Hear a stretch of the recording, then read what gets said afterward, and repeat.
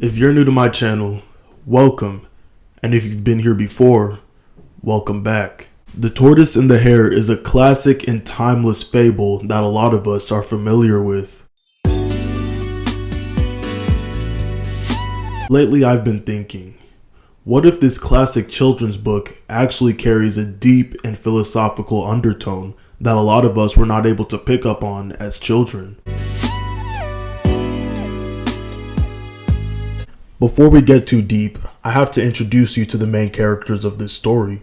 First, we have the hare. It should be noted that hares are mammals, specifically rodents, and they're closely related to rabbits, but differ from them in several key ways that contribute to their unique nature and impressive speed. Unlike rabbits, hares typically live above ground in shallow depressions called forms, and they don't dig burrows. Their young are born covered in fur with open eyes, able to move independently very soon after birth. Hares rely on evasion rather than hiding underground, which means that hares are built for flight. Not literally, of course. There are several physical adaptations that make hares special and quick.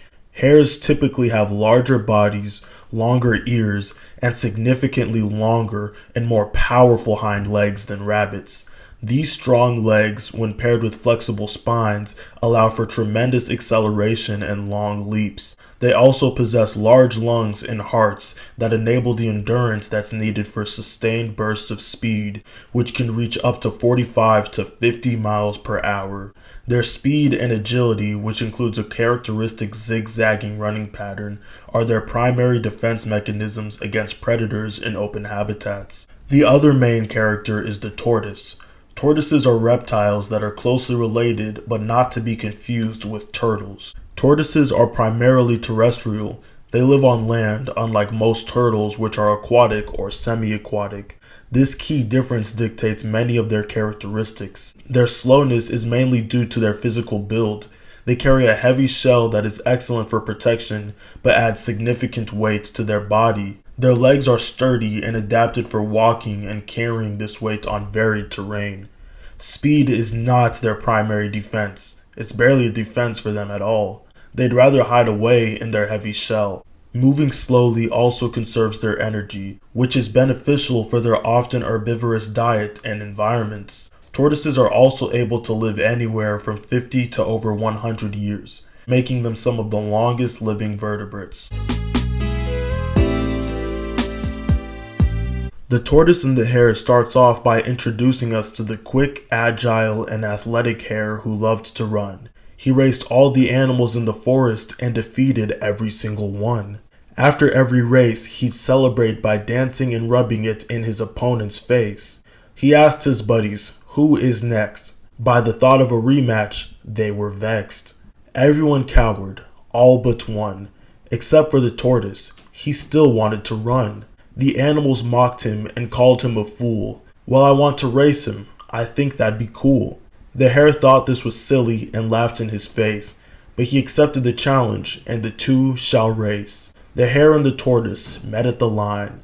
His friend said he's crazy, but the tortoise felt fine. At the sound of the gun, the two will start their run. The gun went boom, and the hare went zoom. After leaving Tortoise in the dust, the hare began to exhaust. So he slept down on the ground before the finish line was crossed. That tortoise was so slow, he showed no sign of hurry. So the hare relaxed because he had no reason to worry. The tortoise saw the hare taking a nap and he was sleeping just fine. So he did his best to cross the finish line. His friends cheered and jeered, which startled the tortoise as he woke up in fear. Now he was looking at the tortoise's rear.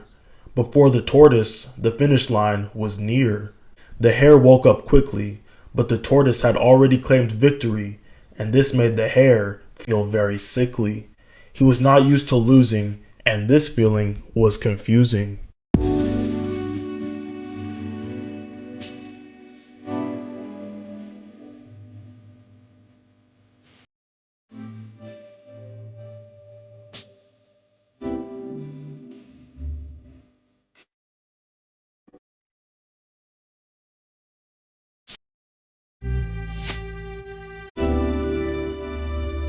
Now, you're probably wondering how a heavy and slow little tortoise defeats a hare in a race. Well, obviously the tortoise took his time and didn't give up on himself.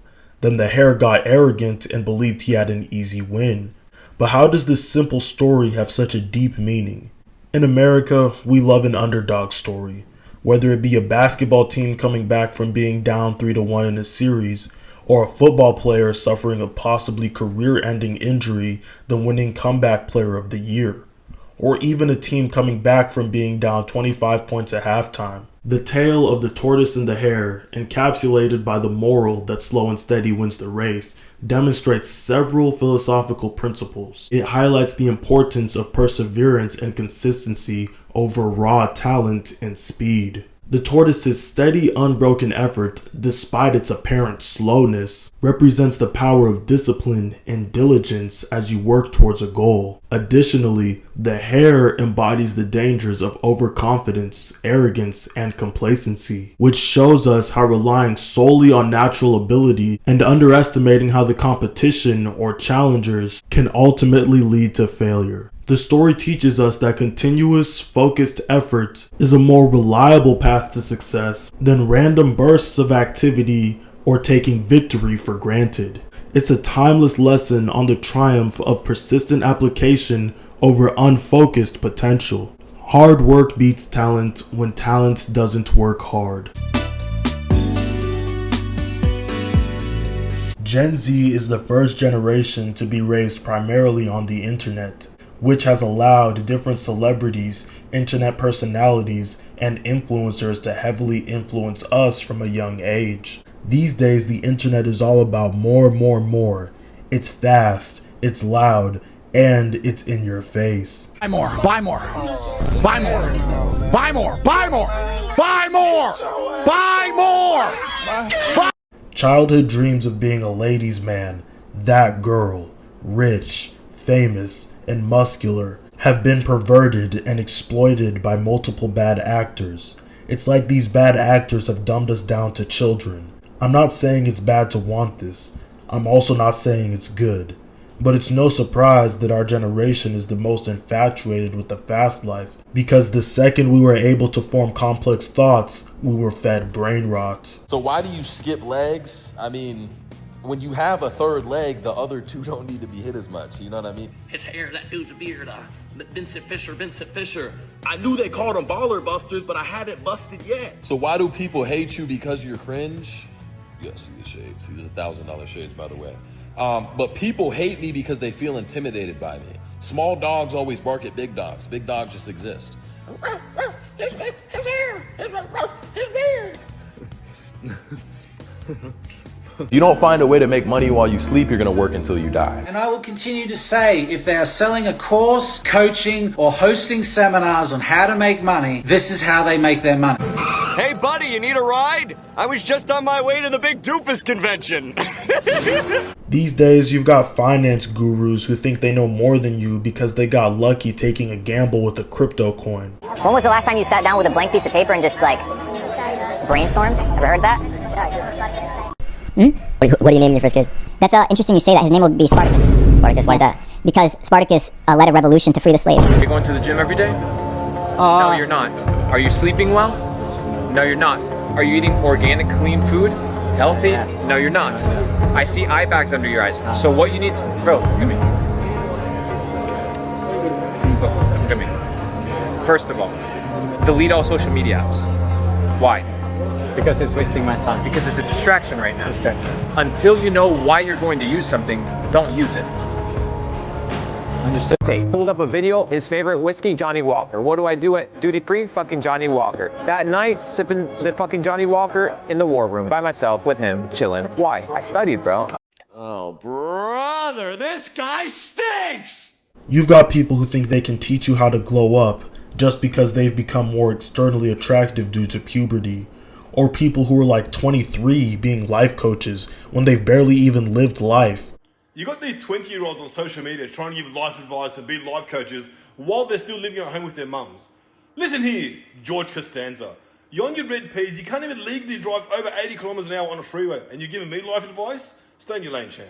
At this point I'm rambling, but don't even get me started on the quote-unquote doctors who throw on a lab coat and give health advice. Why does it feel like these flashy people are just dangling a golden apple in front of our face and hypnotizing us into thinking that we want money, clout, and other material possessions? And honestly, when I see people claiming to be rich while they flex supercars, watches, women, and things like that, I just assume they're cosplaying as what they think rich people act like.